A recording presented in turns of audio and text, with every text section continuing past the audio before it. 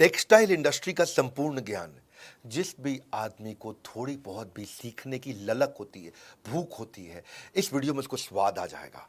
ये वीडियो में ना मेरे को भी बड़ा मजा आया है एक्चुअली। हाँ, ये एमबीए कराने वालों को टेक्सटाइल इंडस्ट्री की वो फॉर्मूला फ्रेमवर्क दूंगा। ये आपने कहीं एक जगह पे वो 10 स्ट्रैटेजी इकट्ठी नहीं सुनी होगी। नमस्कार, विवेक बिंद्रा बोल रहा हूँ, फाउंडर एंड सीईओ बड़ा बिजनेस.com। बहुत दुखी रहते थे लोग टेक्सटाइल इंडस्ट्री को लेकर। बहुत लोगों ने बोला कमेंट बॉक्स में टेक्सटाइल पे वीडियो बनाओ, टेक्सटाइल पे वीडियो बनाओ। वापस आ चुका हूँ। आज टेक्सटाइल इंडस्ट्री की पूरी बात करूंगा। आज मैं आपको रिटेलर से लेकर मैन्युफैक्चरर तक गेम चेंज करेंगे। पीछे मैंने कोई अच्छे वीडियो दिए हैं, वो जरूर साथ में चेक कर लेना। एक मैंने क्रेडमेट का वीडियो दिया आपको, जिसमें मैंने बताया कि कर्जे से कर्जा कैसे मिल सकता है, आपको पैसा कैसे मिल सकता है अगर आपका सिविल स्कोर ठीक नहीं है तो भी, और बाकी टाइम मैनेजमेंट की कुछ टेक्निक्स, और यूट्यूबर के ऊपर शेयर मार्केट पे कुछ वीडियो डाले थे मैंने। समस्याओं का समाधान, घटेगा बिजनेस में नुकसान, बढ़ाओ कस्टमर रिटेंशन, खत्म हो जाएगा कंपटीशन। ये ज्ञान बढ़ा देगा आपका नाम, कैसे बेचे सामान कस्टमर केवल याद रखेगा आप ही का नाम। टेक्सटाइल इंडस्ट्री की एमबीए करने वाले हम। रिटेल, कपड़ों का रिटेल, कपड़ों का व्यापारी, ये जो है ना एक कस्टमर का बिजनेस होता है। इसमें आपको दुकान के अंदर, शोरूम में कुछ एंटरटेनमेंट, एक्साइटमेंट रखनी चाहिए, तभी कस्टमर आता है। वैसे तो रिटेलर बहुत सारे हैं, लाखों रिटेलर है हमारे देश में, इतना कंपटीशन है, इतनी स्कीम, इतने डिस्काउंट, तो रिटेलर अलग से कैसे निकल के आए? कपड़ों का व्यापारी क्या करेगा? इस इंडस्ट्री में होता क्या है? इसमें कौन चाहता है? करोड़ों रुपया कैसे कमाया जा सकता है? सुनना मेरी बात को। अगर इसके अंदर जैसे खाने की इंडस्ट्री होती है ना, फूड, उसको पहले देख के खाते हैं, आंखों से खाते हैं, फिर जबान से खाते हैं। कपड़ों में भी ऐसे ही होता है। हाँ, कपड़ों में भी ऐसे ही होता है। पहले आप कपड़ों को देख करके पहनते हो मन से, उसके बाद एक्चुअली पहनते हो। हाँ, तो शोरूम आपका ऐसा होना चाहिए, कपड़े ऐसे होने चाहिए, देखने में अच्छे लगे। ये बड़ी ल्यूक्रेटिव इंडस्ट्री है। 10 लाख रिटेलर है आज हमारे देश के अंदर कपड़ों के, और ब्रेक इवन पॉइंट इसका बहुत ईजी है, आसानी से अचीव हो सकता है। अगर 50% एफिशिएंसी पे भी करें तो ब्रेक इवन तुरंत मिल जाता है आपको इसमें। छोटा रिटेलर भी इसमें लॉस नहीं करता, लेकिन अगर ठीक से चलाए तो। हाँ, आपका रोटी कपड़ा मकान नेसेसिटी है, रिसेशन प्रूफ बिजनेस है। थोड़ा सा भी अगर आपने चेंज होते हुए फैशन को रिस्पॉन्ड कर लिया, छा जाओगे। 10 स्ट्रैटेजी दे रहा हूं। पहला, रिटेल के अंदर सेल्स नहीं होती है। कपड़ों के शोरूम में भी सेल्स नहीं है, परचेज सेल्स है। हाँ, क्या मतलब हुआ इसका? इसमें ना सारा गेम परचेज में है। परचेज, आपको क्या ब्रांड लेना है, क्या डिजाइन लेना है, कौन सी सीजन में चलेगा, किस प्राइस का चलेगा, गेम सारा परचेज में है। जितने भी मैंने कपड़ों के शोरूम देखे हैं, वहां सारी गड़बड़ तभी होती है जब उनके पास गलत माल पड़ा होता है। रिटेलर को एग्जीबिशन जाना चाहिए, एग्जीबिशन में जाकर के स्टडी करना चाहिए मार्केट क्या ले रही है। ऐसा नहीं कि आपको जो आकर के स्कीम दे गया है, जो आपको आके मिठाई का डब्बा देगा, भैया ये कपड़े ले लो हमारे बहुत बढ़िया, ऐसे बहुत सारे एजेंट्स आएंगे बीच में, वहीं सारा गेम खराब होता है। परचेज सीख लो पहले क्या होता है, परचेज करते कैसे, फैशन और रेलेवेंसी के हिसाब से, पब्लिक डिमांड, ट्रेंड्स और रेलेवेंट स्टॉक के हिसाब से हमारे को लेना है। परचेज लाइफलाइन है, बाय राइट सेल राइट। सही खरीदा आसानी से अपने आप बिक जाता है। प्रॉब्लम क्या हो जाती है, मेन मुद्दा क्या है धंधे के अंदर, जब आप गलत माल लेके रख लेते हो तो इन्वेंट्री बढ़ जाती है, माल पुराना होता है, कपड़ा पुराना होते ही, फैशन बदलते ही बिकना बंद हो जाता है। जब बिकना बंद हुआ तो गेम ओवर हो जाता है, क्योंकि रॉन्ग बाइक आपने, आपका अनस्टोल्ड स्टॉक मतलब आपका कैश फंस गया है। इतने दिन से कपड़े पड़े हुए हैं, मक्खी मार रहे हो आप, बिक नहीं रहे हैं, कैश आपका फंस गया है। ब्रांड जल्दी बिकते हैं, फटाफट बिकते हैं, स्कीम के चक्कर में मत आना। डेड स्टॉक हो रहा है तो तुरंत निकाल दो उसको। वाई एनालिसिस करो, मेरे साथ ऐसा क्यों हो रहा है, क्या मैं गलत डिज़ाइन ले रहा हूँ, क्या मैं महंगा या बहुत सस्ता ले रहा हूँ, क्या मेरा सेल्समैन ठीक नहीं है, या मैं डिस्प्ले अच्छे से नहीं कर पा रहा। बेसिकली यही 4 प्रॉब्लम होती हैं, डिज़ाइन की, प्राइस की, सेल्समैन की और डिस्प्ले की। ये 4 चीज़ें ध्यान रखनी अपने ज़रूरी है। बैड स्टॉक मत खरीदो, good stock, very good stock लेना। बैड स्टॉक मतलब जो बिकता नहीं, गुड स्टॉक मतलब जो बिक जाता है, डिमांड है, लेकिन वेरी गुड स्टॉक फट फट फट फट बिकता है। अब इसका मतलब क्या हुआ, 80-20 फॉर्मूला। फिर समझो, रिटेल के धंधे में आपकी सेल्स अच्छी नहीं करनी है, परचेज अच्छी करनी है। माल वही रखो। जो माल 80% बिकता है, हाँ, ये केवल 20% तरह का माल होता है जो 80% बिक जाता है, और वही वाला 20% तरह का माल, उसको 80% भर लो अपने पास में। 80% ऑफ दैट 20% जो आपको 80% ग्रोथ देगा। ये है मेन मुद्दा इसके अंदर। हाँ, इसको बोलते हैं एबीसी एनालिसिस या एफएसएन analysis, fast moving, slow moving, non moving. जो जल्दी बिकता है उससे शोरूम भर दो, जो धीरे बिकता है उसको केवल 15-20% रखो, और जो नहीं बिकता है उसको 2-5% से ज़्यादा कभी मत रखो। यही है मेन सारा का सारा गेम। परचेज जो है ना, माल को जमा करना। परचेज मतलब जमा, दुकान में सामान लाते हो, परचेज मतलब जमा, सेल्स मतलब मजा। हाँ, जमा मजा, जितना बढ़िया सेल्स करोगे उतना मजा आएगा आपको। लेकिन क्या है, आपका अगर जब जमा राइट है तो sales becomes easy and light. When the जमा इज राइट, यानी कि purchase is right, sales becomes easy and light. But when जमा इज रॉन्ग, गलत सामान ले आए, sales delays for very long. मुद्दा यही है। व्हेन जमा is right sales becomes easy and light, when जमा is wrong sales delays for very long. अगर आपने ईबीओ खोला है वहां तो आसान है, एक्सक्लूसिव ब्रांड आउटलेट बोलते हैं, मतलब एक कंपनी का शोरूम खोल लिया, वहां तो आसान है, वहां तो कोई कंफ्यूजन ही नहीं है। जो बड़ा ब्रांड है वो खुद ही मर्चेंडाइज ढूंढने में आपको मदद करता है, वही आपको कौन सा माल लेना है, कितना माल लेना है, इस मार्केट में क्या चलेगा, मार्केट इंटेलिजेंस देता है, प्रोडक्ट मार्केट फिट आपको बना के दे देगा। हाँ, तो वहां पे आपके लिए, क्योंकि अगर अच्छी सेल हो रही है तो आपके ब्रांड पे भी इंपैक्ट करेगा, तो वो खुद ही कंपनी करके दे देती है। लेकिन अगर आपका ईबीओ नहीं है, मल्टी ब्रांड आउटलेट है, तो आपको परचेज समझदारी से करनी है। दूसरा, स्टॉक आउट इज पॉइजन। देखो, जो माल ज्यादा बिकता है ना, वो अगर स्टॉक आउट मतलब क्या होता है कि भाई सामान खत्म हो गया है, बिकने वाला माल वो खत्म हो गया है। देखो, अगर कुछ स्टॉक फालतू रखा है ना, उसका जो नुकसान है आप कैलकुलेट कर सकते हो कि भाई मेरा 50,000 रुपए का माल फालतू पड़ा है, उस और वो बिक नहीं रहा, मतलब 50,000 रुपए फंसा हुआ है। लेकिन जो माल बिकता है वो नहीं है, तो कितने सारे कस्टमर वो ले जाते जो लेके नहीं गए, वो आपको पता भी नहीं चलने वाला। तो जो स्टॉक आउट यानी कि माल ना होना, यानी कि जो बिकने वाला माल है वो ना होना, ये आपके धंधे के लिए जहर है। अगर आपके पास स्टॉक कम पड़ा है, अंडर स्टॉक है या गलत स्टॉक है, इसका कारण तो या तो लैक ऑफ फंड, आपके पास पैसे की कमी है, वर्किंग कैपिटल मैनेज नहीं करना आ रहा है, या माल अगर जल्दी बिक के खत्म हो गया है, इसका मतलब आपको पता ही नहीं कि पुअर डिमांड फोरकास्टिंग है, आपको आइडिया नहीं है आपके पास क्या बिकता है। या फिर खत्म हो गया, इसलिए खत्म हो गया क्योंकि पीछे से आपको सही सप्लायर नहीं है, वो सप्लायर डिले कर रहा है इसलिए, या आपको इन्वेंट्री ऑटोमेशन नहीं आता। आप बात को समझे कि डिमांड होते हुए भी माल को ना बेच पाना, ये बहुत बड़ा ब्लंडर है। हाँ, कस्टमर भी चला जाएगा, आपकी इमेज भी चली जाएगी और दूसरे के पास चला जाएगा।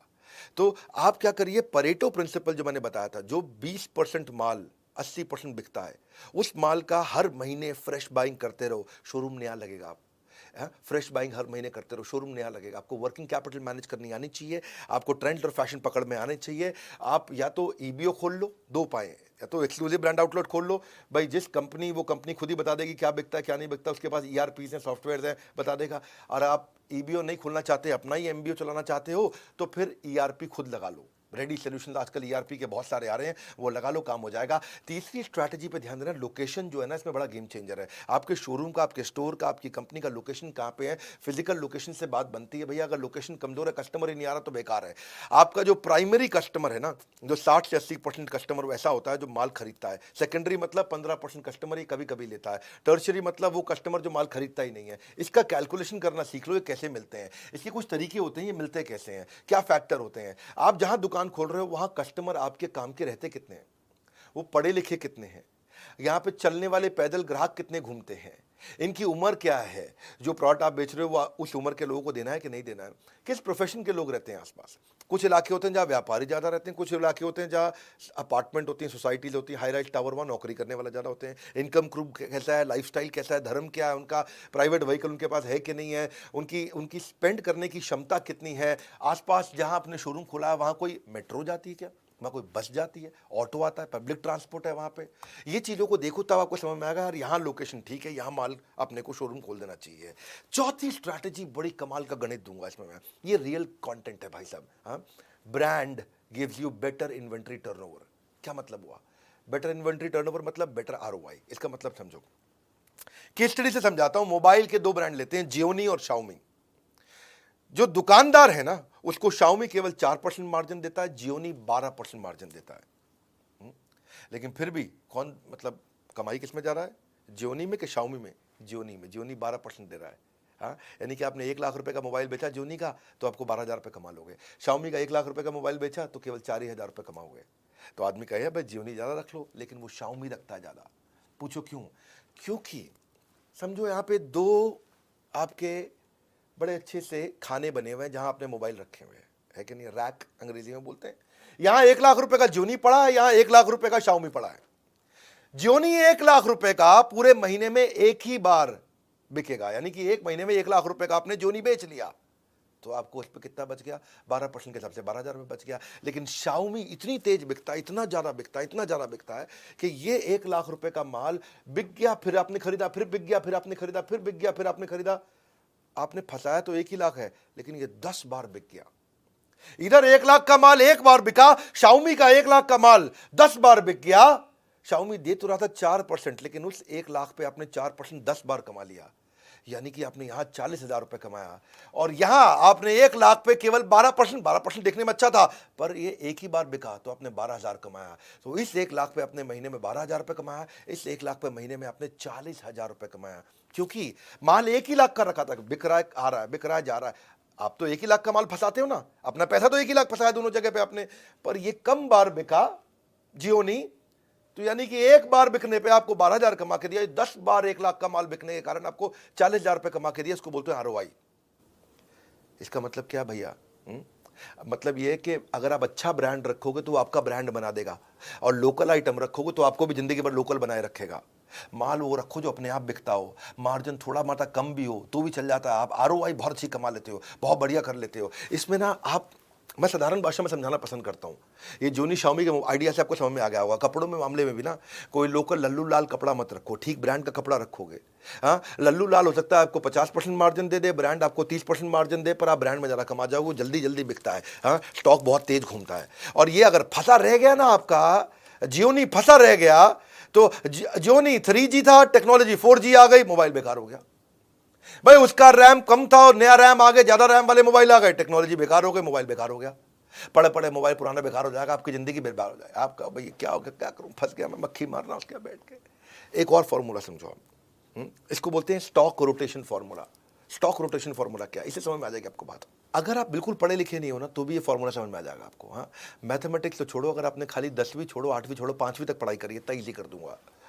सेल्स अपॉन स्टॉक का मतलब क्या है? आपने सेल्स करी 2 करोड़ की और माल आपने 1 करोड़ का खरीदा, यानी कि साल के एंड में आपके पास 1 करोड़ का माल बचा, लेकिन साल के एंड तक आपने सेल 2 करोड़ की कर दी। कैसे करी होगी? ऐसी करी ना कि भाई माल गया आया, गया आया, तो आपने माल आपने 2 बार मंगा लिया। तो आपका जो फंसा था 1 ही करोड़ फंसा था, लेकिन माल आपने 2 बार बेच दिया। आप, कई लोग इतने समझदार होते हैं, इतने समझदार होते हैं कि 1 करोड़ लगा करके 5 करोड़ की सेल कर देते हैं, और कई एक्सट्रीमली बेस्ट होते हैं, वो 1 करोड़ लगा करके 1 करोड़ का माल साल में 10 बार बेच देते हैं। यानी कि कपड़ों के शोरूम में उसको बोलेंगे 10 करोड़ अपॉन 1 करोड़, यानी कि उसका स्टॉक रोटेशन 10 बार हो गया है। आप समझो, जो इसको ऐसे समझो भाई, कुछ दुकानदार पुराना माल पड़ा है, वो थान में लिपटा हुआ है, उस पर दाग पड़ जाते हैं, जीन्स रखते हैं, किसी लोकल शोरूम में जाओगे दुकान पे, वहाँ जीन्स जब वो खोल के निकालेगा ना, तो उसके घुटनों से जहाँ फोल्ड करी थी जीन्स, उस पर लाइन सी आ जाती है। देखिए आपने कभी कभी ब्राउन सी भूरे रंग की लाइन आ जाती है, क्योंकि माल पड़ा हुआ है, उसका स्टॉक रोटेशन नहीं हो रहा, पुराना माल पड़ा हुआ है, खराब हो गया उसका माल, है, फैशन बदल चुका है, माल पड़ा हुआ है। वही चक्कर है। आपने अगर 1 करोड़ का माल 10 बार बेच दिया तो आपका स्टॉक रोटेशन 10 है।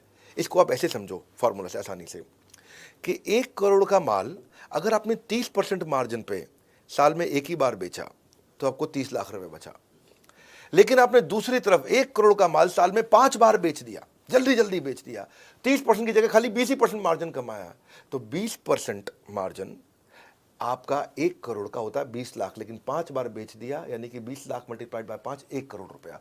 यहाँ 30% मार्जिन के साथ आपने 30 लाख कमाया, 20% मार्जिन के साथ आपने 1 करोड़ कमा लिया। वो 30 लाख कमा रहा साल में, ये 1 करोड़ कमा रहा साल में। एक ही अमाउंट फंसाया दोनों ने, इन्वेस्टमेंट दोनों की बराबर थी, पर उसकी बेचारे की कमाई साल के एंड में 30 लाख है, इसकी कमाई साल के एंड में 1 करोड़ है। ये मजा मार रहा है। इसके लिए करना क्या हुआ? है, समझ में तो आ गया आपको? 4 महीने पुराना माल खरीदी के भाव पे बेच दो।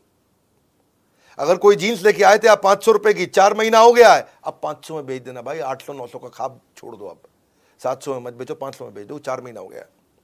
लेकिन अगर 6 महीने तक सामान पड़ा रह गया कपड़ा आपके पास कोई, तो 500 की जगह 450 में बेच दो, कोई दिक्कत नहीं है। 430 में बेच दो, कोई दिक्कत नहीं है, पैसे छुट्टे हो जाएंगे। आपके पास 50,000 रुपए का माल फंसा पड़ा है ना, 50,000 का माल 40,000 रुपए निकाल दो, 40,000 रुपए हाथ में तो आएंगे। जब 40,000 हाथ में आएंगे तो नया माल लेके आओ, बहुत तेज बिकेगा, कमा के भी देगा। जब जगह खाली होगी, नया माल आएगा, नया माल जल्दी बिकेगा, जो शॉप है वो शोरूम लगने लग जाएगा अपने आप। कस्टमर के हिसाब से खरीदो भैया। कई लोग आएंगे आपको स्कीम देंगे, अरे भाई साहब 3 जीन्स ले लो, साथ में 3 जीन्स फ्री दे रहा हूं, वो स्कीम है। हो सकता है कस्टमर ना ले रहा, वो कस्टमर वही लेगा जो कस्टमर को पसंद आता है। कस्टमर के हिसाब से माल खरीदो, स्कीम के हिसाब से नहीं कि जो डिस्ट्रीब्यूटर डीलर आके आपको स्कीम दे जाता है। हाँ, तो आपके लिए देखो एक चीज़ और अच्छी बताता हूँ, आपको आरओआई अच्छा निकालना है ना, टेलर रख लो अपने पास। टेलर के साथ बहुत कमाई होती है भैया। शोरूम खोलना मुश्किल है, टेलर रखना आसान है। पर क्या, शोरूम तो आप खोल लेते हो, उसके बाद टेलर के खर्चे आपको चुभने लग जाते हैं। हाँ? आप क्या है कि आप $1 खर्च कर देते हो, 1 पेनी में दिक्कत आती है। 2,000 का नोट खर्च कर देते हो, 2 रुपए खर्च करने में दिक्कत आती है। टेलर रखो। देखो रेस्टोरेंट वही चलता है जहां शेफ अच्छा हो, इसी तरह कपड़ों का शोरूम वही अच्छा चलता है जहां टेलर अच्छा हो। शेफ लाना मुश्किल नहीं है, रेस्टोरेंट खोलना मुश्किल है। आप अगर रेस्टोरेंट, ये बड़ा इंपॉर्टेंट है चीज़ को समझना कि टेलर छोटी छोटी चीज़ें आपके लिए अच्छी इतनी तेज कर सकता है सर्विस के मामले में कि आपका कस्टमर वापस आता है लौट करके। मैं ना इस रिटेल इंडस्ट्री के अंदर, इसके अंदर ये जो हमारी टेक्सटाइल इंडस्ट्री है, इसमें सियाराम एक अच्छा ब्रांड है। उसके जो ओनर हैं, चेयरमैन है मिस्टर रमेश पोदार, हमारी बड़ी मित्रता है उनसे, बड़ा प्रेम है, बहुत बहुत वार्म और कॉर्डियल रिलेशनशिप है मेरा। तो मैं सोचा कि टेक्सटाइल की बात कर रहा हूँ, तो मैंने रमेश जी को फ़ोन लगाया। मैं कहा नमस्कार रमेश जी, कैसे हैं? वो नमस्कार बिंद्रा जी, बहुत अच्छे हैं, बड़ा उनसे प्यार है। वो मेरे को उन्होंने कुछ कपड़े भी गिफ्ट किए अपने, बोले मैं सियाराम के सूट पहनूँ बिंद्रा जी, ये भी मैं सियाराम का सूट पहना हुआ है। तो मैंने जब उनसे बात किया, मैं कहा उनसे भी थोड़ा चीज़ें समझता हूँ, तो मैं उनकी भी स्ट्रैटेजी बताता हूँ। ये 1978 की कंपनी है भैया, सियाराम, जे हेम्स्टेड, कैडनी, ऑक्समबर्ग भी बड़ा ब्रांड, सब इन्हीं की 80 मिलियन मीटर जो है ना बनाते हैं, कि 40,000 आउटलेट पे माल बेच रहे हैं। 100 करोड़ तो उन्होंने 1991 में पहला कर लिया। देसी ब्रांड लेकिन इंटरनेशनल अपील है इनका।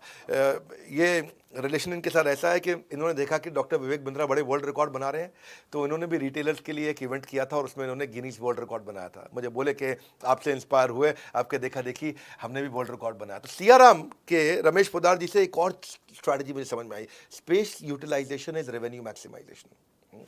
कई बार लोग शोरूम खोल लेते हैं। अब एक भाई थे हैदराबाद के, और उनका जो शोरूम था, उनका जो स्टोर था, वो 6,000 स्क्वायर फीट का था। 3,000 स्क्वायर फीट ग्राउंड फ्लोर पे, 3,000 स्क्वायर फीट फर्स्ट फ्लोर पे। तो ग्राउंड फ्लोर पे उन्होंने बना रखा शोरूम, बहुत बढ़िया, चकाचक, लाइट, बहुत सुंदर, मतलब अंदर घुसो तो देख के बड़ा हो मजा आ जाता। और ऊपर उन्होंने बना दिया गोडाउन। तो रमेश भाई वहां गए, उनसे मिले, उन्हीं का रिटेलर था। तो रमेश भाई बोले, अब सियाराम के चेयरमैन है तो सामने वाला बात सुनता भी है उनकी। बोले यार तुम गलती कर रहे हो, प्राइम लोकेशन पे, हैदराबाद की सबसे महंगी रोड पे तुम्हारा ही शोरूम है, और फर्स्ट फ्लोर को तुमने बना रखा है गोडाउन। गोडाउन सस्ती जमीन पे बनाओ, तो ग्राउंड फ्लोर पे भी शोरूम कर दो, फर्स्ट फ्लोर पे भी शोरूम कर दो, स्पेस को यूटिलाइज करो। स्पेस यूटिलाइज होगा, रेवेन्यू मैक्सिमाइज होगा। वो भाई मान गया उनकी बात। वही आदमी जो नीचे ग्राउंड फ्लोर पे 8 करोड़ का टर्नओवर कर रहा था, ऊपर फर्स्ट फ्लोर खोलते ही वो 12 करोड़ पे आ गया, फिर 15 करोड़ पे आ गया। तो उन्हें बहुत धन्यवाद किया, क्योंकि जब गोडाउन बनाना था वो सस्ती जगह बनाया, खर्चा उसका बहुत कम हो गया। वरना अगर ऊपर फर्स्ट फ्लोर जो इतनी प्रीमियम लोकेशन थी, उससे फट फट फट फट तेज कमाया उन्होंने। तो स्पेस यूटिलाइजेशन जब करोगे तो उसमें देखो मैनेक्विन अच्छे से डालो, ट्रायल रूम बनाओ, शीशे लगाओ, डिस्प्ले शेल्फ अच्छे लगाओ, डिस्प्ले काउंटर बढ़ाओ। जितना अच्छे से स्पेस को यूटिलाइज करेंगे ना, उतना रेवेन्यू मैक्सिमाइज होता है आपका। अगला है छठा स्ट्रैटेजी, इफेक्टिव ट्रेनिंग, मतलब हायर कन्वर्जन। आपने शोरूम बनाया, आपके शोरूम पे आपने कितने सालों की मेहनत करी है ना, कितना पैसा लगा दिया आपने वहाँ पे, कितना कुछ कर दिया आपने, इतनी ब्रांडिंग मार्केटिंग कर दी उसकी। आज उसकी इतनी इज्जत हो गई कि रोज 100 कस्टमर आ रहे हैं वहाँ पे। अगर रोज 100 कस्टमर आ रहे हैं और आपका सेल्समैन इतना कमजोर है कि 100 में से खाली 20 को माल बेच पाता है, 100 में से वो 20 को माल बेच पाता है, क्योंकि उसकी ट्रेनिंग अच्छी नहीं हुई। अगर उसकी ट्रेनिंग अच्छी कर दें, वो 100 में से 40 को माल बेच दे, तो आपका टर्नओवर एकदम डबल हो जाएगा। हाँ, कस्टमर लाने पे आप खर्चा कर चुके हो, पर उसकी ट्रेनिंग नहीं करी आपने। ये छोटे छोटे खर्चे होते हैं। प्रोफेशनलिज्म बढ़ाइए। हाँ, प्रोफेशनल्स को लाइए, उनको उतना प्रेम दीजिए कि वो फैमिली हो जाएं। फैमिली को लाइए, उनको उतना ट्रेनिंग दीजिए कि वो प्रोफेशनल हो जाएं। दो बातें हैं कि आप जब किसी एम्प्लॉय को हायर करते हो, उसको इतना प्रेम दो प्रोफेशनल आदमी को कि वो फैमिली जैसा हो जाए, और खुद के जो परिवार वाले हैं उनको इतना ट्रेनिंग दे दो कि वो प्रोफेशनल्स की तरह काम करना शुरू कर दें। मजा आएगा। उसके बाद ट्रेनिंग का कल्चर बना दो। यंगस्टर्स को बहुत दिक्कत आती है, उनके लिए बड़ा आसान हो जाएगा। डेटा ड्रिवन अप्रोच रखो, मेजरेबल गोल रखो, नहीं तो एवरीथिंग गोल गोल हो जाएगा। अगर मेजरेबल गोल नहीं होगा तो एवरीथिंग गोल गोल। गोल गोल चाहिए या बड़ा जबरदस्त वाला गोल चाहिए। अपने मैनेजर को, स्टोर कीपर को, सेल्समैन को, कस्टमर सर्विस एग्जीक्यूटिव को, शॉप फ्लोर, सबको बढ़िया ट्रेनिंग दो। इसको सारे रिटेलर्स के आप पहुंचा देना, जितने भी भैया अपने टेक्सटाइल वाले हैं। गेम चेंजर वीडियो में कुछ ऐसे फॉर्मूला दूंगा आपको मैं। तो सेल्समैन ना बड़ा इंपॉर्टेंट टच पॉइंट होता है। 10 में से 2 कस्टमर को माल बेच पा रहा था, वो 10 में से 4 को बेचना शुरू हो गया। अच्छी ट्रेनिंग दे दी आपने तो टर्नओवर डबल हो गया आपका। तो आपका जो शॉप फ्लोर है वो बहुत इंपॉर्टेंट एरिया है। उसको आप फीचर वर्सेस बेनिफिट की ट्रेनिंग दो। भाई कपड़ों का फीचर मत बताओ, बेनिफिट बताओ। उसको प्रोडक्ट की origin, history, accessories, catalogue, prices, कपड़ों के डिफरेंट साइजेज, यूके का साइज ये है, यूएस का साइज ये है, मेन का साइज ये है, वुमेन का साइज ये है, फैब्रिक का उसको एक्सपीरियंस हो जाना चाहिए। कॉम्पिटिटर क्या प्रोडक्ट बेच रहा है, कॉम्पिटिटिव एडवांटेज क्या, उसको समझ में आ जाना चाहिए। एटिकेट्स के साथ बात करें, रैपो बिल्डिंग, रिलेशनशिप बना करके माल बेचे, कस्टमर के बाइंग बिहेवियर को पहचाने। डिफिकल्ट गुस्से वाला कस्टमर आ गया, एकदम चिड़ा हुआ, नक चढ़ा, ऐसे वाला भी होते हैं ना कहीं, हाँ, उसके साथ भी बड़ा कैसे वो डील करे, उसको कैसे समझाए और कैसे फॉलो अप करे, रेफरल कैसे ले, सेल्स को क्वालिफाई करे, प्रोफेशनल एथिक्स और एटिकेट उसको समझ में आ जाए, क्रॉस सेल अपसेल कर सके, है कि नहीं है।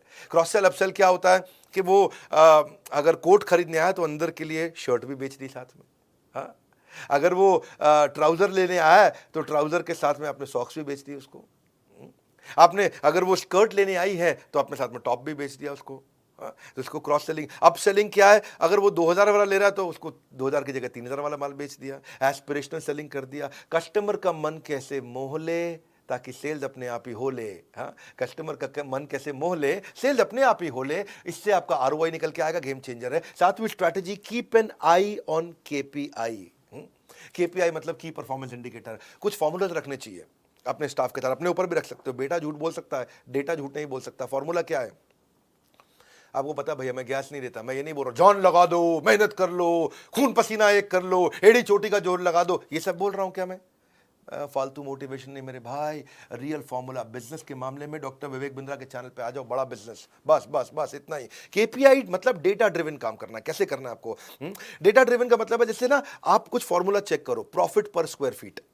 अगर आपका 1000 स्क्वायर फीट का शोरूम है, आपका 1 लाख रुपए का प्रॉफिट हो रहा है, तो 1 लाख को 1000 से डिवाइड कर दो, आपको पता चल जाएगा प्रॉफिट पर स्क्वायर फीट कितना आ रहा है। फिर वो बेंचमार्क से उसको इंप्रूव करो। एवरेज ट्रांजैक्शन वैल्यू, जितने लोग आ रहे हैं, मेरा नाई है ना, बाल काटने आता था मेरे, उसके यहाँ एवरेज ट्रांजैक्शन वैल्यू जो थी 200 रुपए की थी। मैंने उसको बताया कैसे कॉम्बो बना दे और average transaction value, average order value को 500 रुपया कर दे। उसने कॉम्बो बनाने शुरू किए। जो कस्टमर बढ़ाना मुश्किल है, लेकिन उसी कस्टमर से ज़्यादा पैसा लेना आसान है। तो 200 में जो बाल काटता था, शेव करता था, उसने बोला मैं मसाज के साथ में बाल भी फ्री कर रहा हूँ काटना, शेव भी फ्री कर रहा हूँ, ये भी कर रहा हूँ। तो लोग जो है ना, मैंने उसको बताया कि ऐसा करो, सेल्फी ले ले यार, एक थीम उसको दिया, वो बहुत चल गया उसको, भाई मज़ा आ गया, है कि नहीं।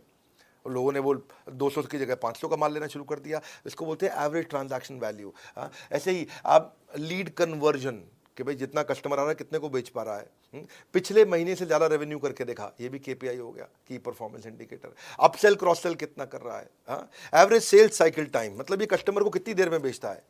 हाँ, कई सेल्समैन होते हैं और उसके पास कस्टमर आया 15 मिनट में भेज देते हैं। कई सेल्समैन होते हैं उसके पास कस्टमर आया 1 घंटा सब खोल के बैठ जाता है, ये भी देख लो, ये भी देख लो, ये भी देख लो। कस्टमर कंफ्यूज, गोल चक्कर होता रहता है। साइड में अमेजोन खोलता है और वो अपनी मम्मी को बोले मम्मी यहाँ से ले लेंगे, माल भी नहीं बिकता, है कि नहीं है। और बिकता भी तो ये 1.5 घंटे बाद जाके बिकता है।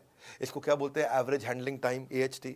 तो ये भी देखो कौन एम्प्लॉय ज़्यादा टाइम लगा रहा है। Average profit margin on sales, कौन डिस्काउंट ज़्यादा दे देता है, पूरे मार्जिन पे बेच रहा है कि नहीं बेच रहा। ये सेल्स पर रिप्रेजेंटेटिव, अगर आपकी 1 लाख की सेल हुई है और आपने पास 10 आपके पास एम्प्लॉय है, सेल्समैन है, तो मतलब ऑन एन एवरेज एक आदमी 10,000 रुपये की सेल करता है। तो जो 10,000 से ज़्यादा की करता है उसकी ताली बजा दो, जो 10,000 से कम की करता है उसकी ट्रेनिंग कर दो। ये कुछ बढ़िया बढ़िया KPIs होते हैं। सेल्स पर एम्प्लॉय निकाल लो, एम्प्लॉय टू कस्टमर रेशियो निकाल लो, हाँ, कि भाई आपने इससे ये बड़ा फायदा है एम्प्लॉय टू कस्टमर रेशियो, कि अगर आपके पास रोज 1000 कस्टमर आ रहे हैं और 10 सेल्समैन हैं, तो आपने निकाल लिया भैया कि मैं 100 कस्टमर पे एक सेल्समैन दिन भर में लगाता हूं। जब फेस्टिवल का टाइम आता है, 1000 कस्टमर की जगह 3000 कस्टमर हो जाते हैं, तो आपको पता चल जाएगा कि भाई मुझे एक महीने के लिए 10 की जगह 30 आदमी करने पड़ेंगे, क्योंकि आपका एम्प्लॉय टू कस्टमर रेशियो निकल गया। हाँ, कस्टमर कितने दिन तक आपके साथ ट्रांजैक्शन करता है, क्योंकि कस्टमर रिपीट कस्टमर बन रहा है कि नहीं, लॉयल कस्टमर बन रहा है कि नहीं, प्रमोटर एडवोकेट बन रहा है कि नहीं बन रहा। क्योंकि ये भी बड़ा इंपॉर्टेंट फॉर्मूला है। रिटेंशन रेट, कितना कस्टमर रिटेन हो रहा है। रेफरल रेट, कितना कस्टमर आया और कितने को नए साथ में लेकर के आया, रेफरल किया उसने। क्योंकि KPI जब आप कर देते हो तो इससे आप एम्प्लॉयज को अकाउंटेबल कर लेते हो। एम्प्लॉयज अपने आप काम करते हैं, आपकी प्रेजेंस के बिना काम करते हैं। आप जो है वृंदावन में बैठ करके कीर्तन कर रहे हो, भगवान का जप कर रहे हो, या दुबई के बीच पे लेमनेट पी रहे हो, पीछे से धंधा अपने आप चल रहा है, क्योंकि आपने फॉर्मूला लगा के सबको मेजर करना शुरू कर दिया। लोग ऑर्गेनाइजेशन की प्रायोरिटीज को समझ जाते हैं, आपके एम्प्लॉय रिस्पॉन्सिबल होते हैं, बड़ी क्लैरिटी मिल जाती है उनको, इंडिविजुअल परफॉर्मेंस अच्छी होने लग जाती है। ये KPI था। 8वीं स्ट्रैटेजी है फिजिटल। फिजिटल मतलब अब फिजिकल शोरूम के साथ डिजिटल भी जाओ। बाइंग बिहेवियर बदल रहा है, इंफॉर्मेशन एज है, सब कुछ इंटरनेट पे दिख रहा है, सब कुछ इंटरनेट पे चल रहा है। पहले लोग टच फील करते थे, अब इंटरनेट से खरीद लेते हैं। तो आप डिजिटल भी हो जाओ साथ साथ। डिजिटल होने में घबराने की कोई जरूरत नहीं है, एक्सटेंशन है फिजिकल स्टोर का। आपको पूरे देश में जाने की जरूरत नहीं, आप डिजिटल तुरंत फटाफट पहुंच जाते हो। आप होम डिलीवरी दे सकते हो, सर्विस का एक्सटेंशन है वो। हमारे ना बड़े सारे कोर्सेज हैं कि फिजिकल बिजनेस को डिजिटल बनाने के लिए, WhatsApp marketing, digital marketing, Facebook marketing, e commerce marketing, email marketing. बस आपने ये सब सीख लिया, व्हाट्सएप मार्केटिंग आपने सीख लिया, तो आप कस्टमर को प्रोडक्ट भी भेज दोगे, उसको प्राइस भी बता दोगे, उससे परचेज भी करा लोगे, उससे पेमेंट भी करा लोगे और अपना प्रॉफिट भी कमा लोगे। बड़ा आसान है, तो वो मुश्किल नहीं है। आपके प्रोडक्ट में आएगी विजिबिलिटी, जैसे प्रोडक्ट की डिजिटल बढ़ेगी विजिबिलिटी, आपके धंधे में आ जाएगी स्केलेबिलिटी। आसान है ये। आप अपना गूगल पे, फेसबुक पे, सोशल मीडिया पे, अब आजकल गूगल की लिस्टिंग, बिजनेस लिस्टिंग बहुत होती है कि नाम, एड्रेस, फ़ोन नंबर डाला, अपना विजुअल कंटेंट सारा डाल दिया, भाई मेरे पास ये कपड़े हैं, आपको रिव्यूज़ देने शुरू कर दिए, एकदम बात बनेगी। आपका लोगो वोगो डाल दो वहाँ पे, सब काम हो जाएगा, कस्टमर रिव्यू देने लग जाता है आपको। इससे आपको लीड्स मिलेगी, विजिबिलिटी मिलेगी, डिस्प्ले मिलेगा, बहुत अच्छा है ये। आपके मार्जिन अपने आप बढ़ जाते हैं, बीच में सारे इंटरमीडिएरी खत्म हो गए, इसको कमीशन दो, उसको कमीशन दो, कुछ नहीं, सीधा कस्टमर को माल बेचो, 365 दिन आप बेच सकते हो, क्योंकि इंटरनेट तो आपका रात को भी चलता है, दिन में भी चलता है। शोरूम तो आपका खाली दिन में खुलता है, इंटरनेट तो आपका रात को 2 बजे भी इंटरनेट पे दुकान खुली है, आपकी दुकान इंटरनेट पे सुबह 4 बजे भी खुली है, 26 जनवरी पे भी खुली है, 15 अगस्त को भी खुली है। इंटरनेट पे तो आपकी दुकान हर समय खुली हुई है। तो इसको सीखो आकर के, हमारे भी कोर्सेज हैं बहुत सारे, इसके ऊपर आप ज्वाइन कर सकते हो, बोर्ड लाइन नंबर पे फ़ोन करके। बहरहाल 9वीं स्ट्रैटेजी, अगर आपको ईबीओ का मतलब क्या है? ईबीओ मतलब एक्सक्लूसिव ब्रांड आउटलेट। इसमें आपकी मेहनत कम है, ब्रांड की मेहनत ज़्यादा है, वो सारे आपकी मदद करते हैं। मान लो आपने कोई भी ब्रांड उठा लो, अभी सीआरएम की बात कर लेते हैं, सीआरएम का ब्रांड उठा लो, उसके अपने लॉयल कस्टमर हैं, उसकी अपनी बहुत बड़ी विजिबिलिटी है, उसका अपना प्रूवन एक क्वालिटी और कमर्शियल वायबिलिटी है, और आपको बड़ी अच्छी प्रीमियम अपील है उसकी। ब्रांड का अपना एक विजन होता है, उसकी अपनी लॉन्ग टर्म स्ट्रैटेजी होती है, उसके अपने ग्रोथ प्लान होते हैं, उसके बाद अपने मार्केटिंग के बजट होते हैं। आप थोड़ी कर सकते हो सारे बॉलीवुड वाले को ला दो। हमने अगर सीआरएम का एग्जांपल लिया तो उन्होंने आजकल दीपिका पादुकोण के हस्बैंड को अपना ब्रांड एम्बेसडर बना रखा है, और अब वो आएगा अपना आकर के, वो तो पता ही आपको रंगीन कपड़े पहनता है।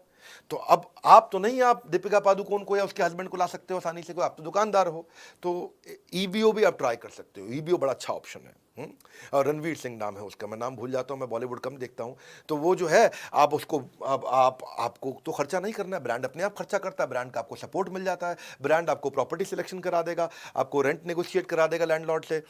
आप अगर अच्छा ब्रांड होगा, बहुत सारे ब्रांड्स हैं, लुई फिलिप, फलाना डिकाना, बहुत सारे हैं। आप उसमें से अगर मान लो हमने अभी सीआराम की बात करी, तो आपको स्टोर भी डिजाइन करा के देंगे, स्टोर लेआउट भी कर देंगे आपका। सैकड़ों शोरूम हो चुके हैं अब सीआराम के, और अब उनका आइडिया ये है कि अगले 1 साल के अंदर 1000 नए शोरूम खोलने वाले हैं। इनके अपने फ्रेंचाइजीज खोलते हैं ना ये, तो प्रोडक्ट की ट्रेनिंग देंगे आपको, ऑपरेशंस की हेल्प कर देंगे, फ्लो ट्रेनिंग दे देंगे, बिलिंग का सॉफ्टवेयर दे देंगे, आपको वॉक इन कैसे बढ़ाओगे, आपको लेआउट, साइनेज, हर एक चीज रेडी करके देता है। तो ईबीओ में आपकी टेंशन खत्म है, कोई नया आदमी भी चालू कर सकता है। 10वीं स्ट्रेटजी क्या है? EBO means easy expansion. अगर आपका एमबीओ है, मल्टीपल ब्रांड आउटलेट है, तो पुरानी गल्ला चला आ रहा है। दादाजी बैठते थे, दादाजी के पिताजी बैठते थे, अभी आपके पिता बैठते हैं, अभी आप खुद बैठते हैं, अपने बच्चों के लिए क्या करें? क्योंकि भैया एमबीओ को एक्सपैंड करना मुश्किल है, ईबीओ को आसान है। ईबीओ आप एक साथ 10 शोरूम चला सकते हो, एमबीओ में आपको खुद ही गल्ले में बैठना पड़ता है। तो इंसान अपने बच्चों के लिए जगह बनाता है, तो एमबीओ उसका बड़ा अच्छा एग्जांपल है। फ्यूचर बच्चों का आप सिक्योर कर सकते हो, क्योंकि टेक्सटाइल के जो पुराने खिलाड़ी हैं वो भी, और जो बिल्कुल नए हैं वो भी अपने बच्चों को, सूखा सूखा बिजनेस होता है ईबीओ का, एकदम सूखा सूखा बिजनेस। भाई कंपनी से ही माल आया, कंपनी की सारी स्ट्रैटेजी, कंपनी का सारा सिस्टम आया, कस्टमर भी आया, कस्टमर को पहले शोरूम के बारे में पता है, उसको पहले ब्रांड के बारे में पता है, ओ सियाराम, तो वो आएगा सियाराम का कपड़ा खरीदेगा, चला जाए, आपको क्या टेंशन है इसमें? कईयों के पास जो कमर्शियल जगह होती है, मॉल में, कहीं पर डिस्ट्रिक्ट सेंटर में, कहीं पे कुछ लोग हैं जिनके पास काम है पर जगह नहीं है, तो वो जगह लेके काम कर ले। और कुछ लोग जिनके पास जगह है पर कोई काम नहीं है, तो उनके लिए भी अच्छा कि भाई, क्योंकि ईबीओ करना आसान है, आपको ट्रेड का आदमी होने की जरूरत नहीं है, कोई भी आदमी कर सकता है। देखो, आपको ना ईबीओ में बिना बिजनेस के बैकग्राउंड के भी आप कर सकते हो। आप मैकडॉनल्ड्स का या किसी भी खाने का, किसी का भी आप फ्रेंचाइजी की तरह ईबीओ चला सकते हो उसका। आपको राइट फार्मूला दे देते हैं सक्सेस का। आपको अगर सियाराम वालों से बात करना तो उनसे भी बात करके देखो, मेरे को क्योंकि उनका बड़ा अच्छा लगा, मैंने खुद जाकर के देखा उनका। बहरहाल ये बहुत सारे आज आपको फॉर्मूलाज मैंने दिया, आपको बहुत सारे फ्रेमवर्क दिया, आपको मैंने ये एमबीए कराई है मैंने आपको टेक्सटाइल इंडस्ट्री में। आप इस वीडियो को दोबारा देखना, क्योंकि लंबा वीडियो है, इसमें बहुत काम की चीजें, नोट्स बनाए कि नहीं बनाए। और अगर आप डिस्ट्रीब्यूटर हो, तो आप मैन्युफैक्चरर हो, रिटेलर को आप भेजो वीडियो, होलसेलर को वीडियो भेजो, ये कोई भी फ्रेंचाइजी वीडियो को भेजो, सबको आगे बढ़ाना जरूरी है, इसलिए शेयर करना भी बहुत जरूरी है। बहुत काम का वीडियो है। और अगर आप भी बिजनेस में ग्रो करना चाहते हो, ऐसी सारी स्ट्रैटेजी सीखना चाहते हो, अपने ब्रांड को बहुत बड़ा करना चाहते हो, मेरा मोस्ट सॉट आफ्टर कंटेंट आ चुका लीडरशिप फनल। ये वो कंटेंट है जहां कोई गैस नहीं है, ये थोड़ा प्रीमियम है, इसमें खाली 300 सीट होती है। एक हम 5 स्टार, 6 स्टार, 7 स्टार होटल में करते हैं इसको, एयरपोर्ट के पास करते हैं, जहां पे हम लोग बहुत केवल 300 सीट, राइट सीधा क्वेश्चन आंसर वहीं पे टक टक टक टक टक टक रियल कंटेंट। आपका पहले ट्रेनिंग नीड एनालिसिस कर लेते हैं, आपका पहले ही पूरा मैं पूरा कच्चा चिट्ठा पढ़ लेता हूँ, क्योंकि आपसे हम फॉर्म भरवा लेते हैं पहले, आपके बिजनेस को समझ के आता हूँ, आपके क्वेश्चंस को रेडी करके आता हूँ मैं पहले से ही। आपको real life example case study देते हैं, एग्जीक्यूटिबल स्ट्रैटेजी देते हैं और एक गेम चेंजिंग कोचिंग डायरी देते हैं। ये प्रीमियम कोचिंग डायरी कहीं नहीं मिलती है, ये केवल उस प्रोग्राम में मिलती है। हाँ, वीकली असाइनमेंट रहते हैं, उसके बाद कोच आपको वीकली असाइनमेंट फोन कर करके कराएगा, असाइनमेंट करो भाई साहब, आप नहीं करोगे दूसरे नंबर से करेगा फोन। असाइनमेंट क्यों नहीं किया आपने अभी तक? तो हैंड होल्डिंग सपोर्ट है, leadership funnel game changer programme है, लोग कसमें खाते हैं इसकी, इसलिए अभी तुरंत अगला बैच आ गया है, आप फटाफट पता कर लो, सीट खत्म ना हो जाए। लीडरशिप फनल में आपको लाइफ टाइम मेंबरशिप भी हम फ्री दे रहे हैं, और इस वीडियो को सारे रिटेलर्स तक पहुंचाओ। पता नहीं फ्री कंटेंट से किसकी कितनी मदद हो जाए, बड़े गेम चेंजिंग इसमें स्ट्रैटेजीज है। हमारे साथ जुड़ने के लिए, इस वीडियो को शेयर करने के लिए, लीडरशिप फनल के लिए फोन करके पता लगाने के लिए आप सबका हृदय की गहराई से प्रेम पूर्वक बहुत बहुत